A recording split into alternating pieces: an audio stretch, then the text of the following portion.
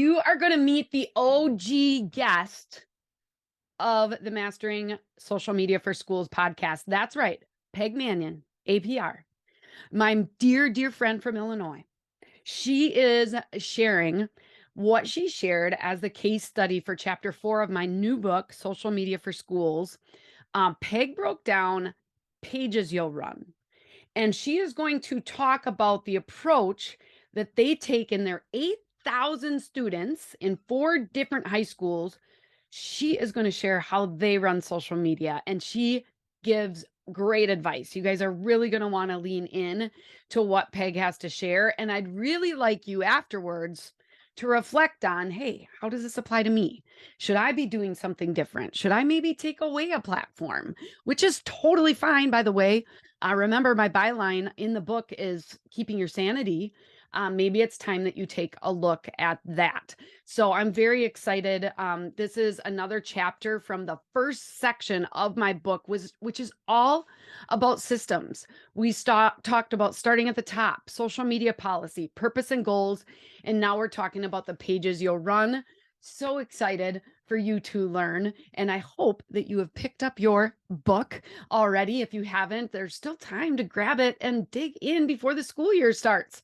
Could be the best thing you do as far as getting inspiration and ideas to start off this new school year with a bang. So let's dig in. Before you meet Peg, I got a really important K-12 PR tip. Here it is. All right, I've got a special K-12 PR tip today. And because I like numbers, and we have a whole chapter related to metrics and measurement and all of that for social media in my book. But I want to tell you that the most important metric that I believe you need to look at is, drum roll please, reach. I want you to continue to grow your number of fans. Likes and loves and shares are great. Okay. Engagement. Those pages can give you some kind of an engagement number. But what I really care about is how many people are we reaching? Because reach is driven by engagement. Reach is driven by how many followers you have. And it's driven by those likes, those comments, those shares. So in today's episode, we're going to talk about the pages you'll run. I really would love for you to look at the metrics of the social media platforms that you're running and look at the reach. Look at the reach of each. If you are doing Facebook and Twitter and Instagram and LinkedIn and Snapchat and TikTok and look at the reach per week, per month, put it in a common time frame. The one that has the highest reach is the one that you should make sure you are spending the most time with. Okay. Not rocket science there, but I am giving you permission that, hey, sometimes we have so many metrics that we can focus on that it gets overwhelming and we get lost in it and we think we're doing really good because this number is high when it really doesn't mean anything. Because if you have a bunch of followers, if you have 10,000 followers on your Facebook page, but every week you're only reaching 10,000, it's not that good, guys. You should probably be reaching about 2 times to 3 times the number of followers you have, like on your Facebook page. So look at that reach. If you need more support, check out the book. We are here to help you. Social Media for Schools. You can get your copy now. But now we are going to learn from Peg Mannion. So let's get to it. All right, I am excited for this short little mini episode to welcome Peg Mannion to the show. Hey, Peg. Hey, Andrea. You're episode 1. You're like the goat, right? The original OG. I don't know about that, but yeah, there you go. Not the The goat by any stretch. the OG. So we're going to talk a little bit about social media and running one district account for your district. But before we do that, Peg, would you introduce yourself and kind of describe your school a little bit? Sure. And thank you for having me. So I'm Peg Mannion, and I am the Community Relations Coordinator in Glenbard High School District 87. And the name High School District is kind of important. I'm here in Illinois, in suburbs of Chicago. Illinois has a variety of structures for school districts. that there are high school districts like ours, there are pre-K to 12 districts, and then there are pre-K 8 with just elementary schools. So there's a variety of styles of districts here in Illinois. So I'm in Glenbard, which is suburban Chicago. We have about just shy of 8,000 students in 4 high schools. And in Illinois, we are the 3rd largest high school district in the state. It's different for those of you listening from other states. I know it seems a little different. Okay, awesome. So, but 8,000 students and 4 different high schools. Correct. And when it comes to social media, what pages are you managing on the district level? Facebook, Twitter, and Instagram. Okay.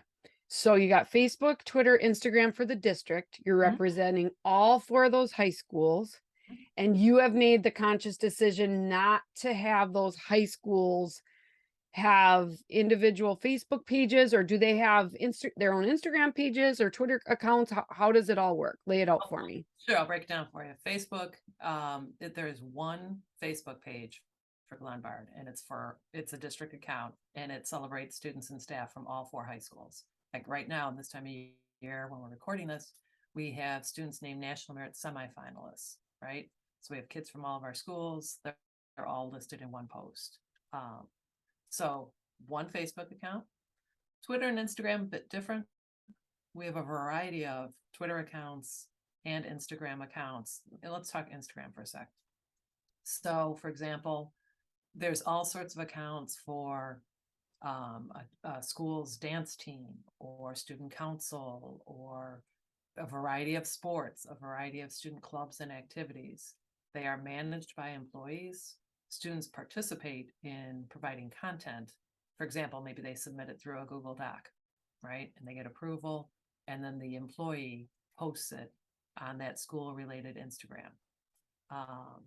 And then Twitter, it's a mix of individual accounts for individual employees and or class, a biology class, for example, a team sport, clubs and activities, but individuals too, that you could have a social studies department chairperson talking about lessons that they're doing or professional development that individual is undergoing.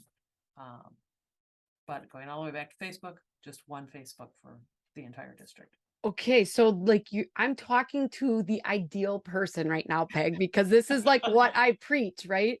Because you have one district and you are pretty unique in that, those individual high schools, I'm sure, are competitors against each other, right? In sports. Periodically, they Okay. happen to be in 3 different conferences, Okay. but periodically their paths do cross in competition, Yeah. which is great because it's friendly rivalry. Right. But I often talk about, hey, with Facebook, just stick to that one district account, that one voice. As a parent of kids not applicable to your school, but where you have them in elementary, middle school, high school, and you're all of a sudden trying to follow all these pages, it can get really confusing. Facebook, the one page, but I love how you have embraced Instagram, Twitter. Hey, if we want to have these other pages, this is a great place to share. I'm sure they got a lot of interaction. Oh yeah. So, from your district perspective, I guess, what are some of the advantages to how you have chosen to lay it out? One of the advantages, and I'll go back to that National Merit semifinalist example, to post that information, and there's all sorts of accolades throughout the year. This is just one on my mind. To post that information in one place, covering all schools that are affected, in this case, all of them, avoids the challenge of, well, school A posted their stuff on their Facebook page. School B hasn't done it yet. They're going to do it tomorrow. School C doesn't have the information. One-stop shopping. Just post it once and share it with all. And there is crossover in our communities too, because even though kids go to different high schools, perhaps they're in park district programs that overlap. They're not in silos. It's a community that has overlap in where kids work, where they go to church, where their grade school was, where their park camp was, park district camp or something when they were a kid. So there is overlap. And it's just more efficient. If for no other reason, folks, it's more efficient. Have one. Yeah. And I can imagine when you think back to March 13th of 2020, you were sure Mm, happy that you had one district Facebook page versus all of them. right. Although fast forward a couple of years and now we follow the Andrea Gribble way and we use it to celebrate students and staff, not provide information, but to Yeah, celebrate. that's a whole nother section of the book, That indeed. Peg. So that's pretty good of what to share and what not to share. But no, that's really good. And I love that you're celebrating everything. It makes it more efficient to you. You're able to have that consistent voice, and sharing that out there. And then those individual pages, I'm sure, still get a lot of interaction. What's your relationship with that aspect of all of the Twitter accounts, all the Instagram accounts? Do you get involved? Do you follow some of those pages, or how does that work? Yes, I do follow a variety of them. There's, as you might imagine, there's more than you can shake a stick at because, and yay for the students' enthusiasm for it and the employees who are working with them. But I don't get involved in the sense of seeing the post before it goes up. That's managed at the school level.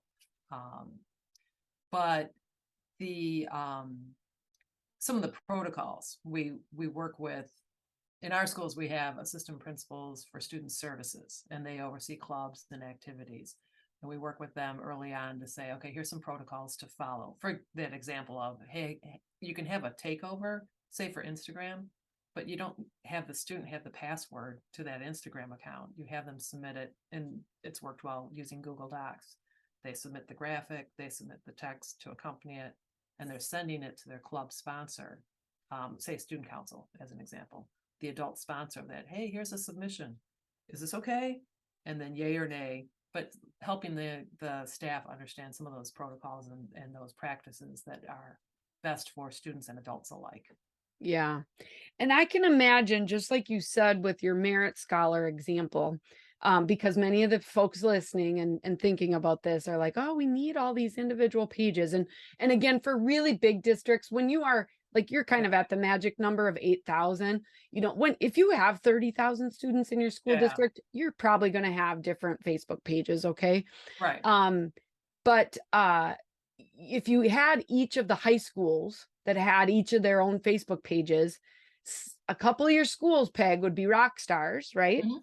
And a Sure. couple of them would post once a year, right? And that's Sure. just a challenge. Yeah, that's true in any organization, right? And we see it, I use a direct communication a lot more with our e-newsletter, which goes out several times a week. And the minute I post about one high school's upcoming fall theater production, I'll get an email or a phone call from the theater director at another of our schools. Oh, and we're putting on such and such on this date, and will you publicize that? Sure.